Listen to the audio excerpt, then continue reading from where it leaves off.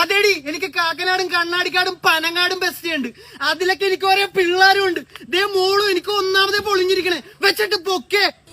യൂട്സാ മിക്കവാറും സണ്ണിച്ചേട്ടാ നിന്നെ സീനാക്കൂട്ടാ. നിന്റെ ഹലോ കേട്ടിട്ടാണ് കൊച്ചു തീട്ടി വീണത്. എടാ പിന്നെ കോള് വരുമ്പോ ഹലോ എന്ന് പറയണ്ടേ? അത് കേട്ട അവള് പേടിച്ച് ബനാന ചോട്ടോന്ന് എനിക്കറിയോ. നീയാണ് അവിടെ ബനാന കൊണ്ട് ഇട്ടെന്നാണ് അവള് സണ്ണിച്ചേന്റെ അടുത്ത് പറഞ്ഞത്. അങ്ങനെ ഞാൻ അറിഞ്ഞത്. എന്റെ പൊന്നോ, അവക്ക് ഇത് എന്തിന്റെ കേടാണ്?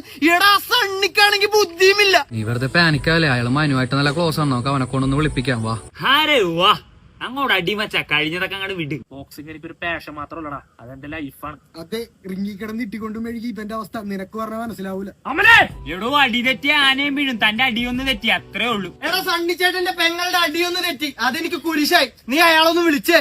വിളിക്കാന്ന് ഞാൻ ഒരു പ്രാവശ്യം ഫോണിൽ കൂടെ പറഞ്ഞു. നീ വെറുതെ ധൃതി പിടിക്കല്ലേ. എടോ, ഇതെന്റെ അമ്മനിക്കാരാണ്. ഹായ്, ഞാൻ ജൂട്സൻ. ഇത് അപ്പു.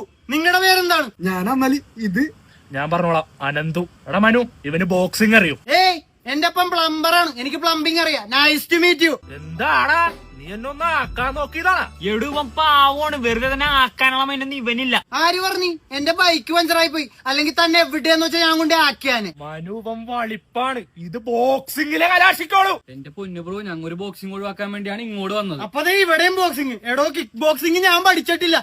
നീ വെറുതെ കൂനുമൊക്കെ ഒഴിവാക്കല്ലെങ്കിൽ വന്നേ പോലെ പറയട്ടെ. എടാ മനു, എനിക്ക് ഇവനെ റിങ്ങി കിട്ടാൻ വല്ല വഴിയണ്ട? എടോ, എല്ലാം സൂപ്പർ മക്കയുടെ കളിയാണ്. ഇത് ഒരെണ്ണോടിച്ച നാളെണ്ണോടിച്ച ട്രിപ്പാണ്. താൻ ട്രിപ്പാണ് അവിടെ ഇരുന്നേ. വെറുതെ അപ്പ അവൻ ചെക്കന്റെ കിട്ടുകാറുണ്ട്. Hello, wrong number. നീ എന്ത് മെമ്പറാണ്? നീ വാതോർന്ന പ്രശ്നമാണല്ലോ. എടോ, അവൻ ചെറുപ്പത്തിൽ ഒരു സ്പീക്കർ വിഴുങ്ങി, അങ്ങനെ വിചാരിച്ച് ക്ഷമിച്ചാളാ. എനിക്കങ്ങടെ ഇരച്ച് വന്നതാണ്. പിന്നെ തന്റെ ചൊരപ്പൊന്നും കഴിഞ്ഞ ആഴ്ച റിങ്ങി കണ്ടില്ലല്ലോ. അന്ന് അവനെങ്ങാട് വിളിക്ക്, ഞാൻ ഒറ്റയ്ക്ക് ബ്ലാക്ക് ഔട്ട് ആയി കാണിച്ചരാം. ബോക്സിംഗ് ഞാൻ കാണാത്ത ഗെയിം ഒന്നും അല്ല.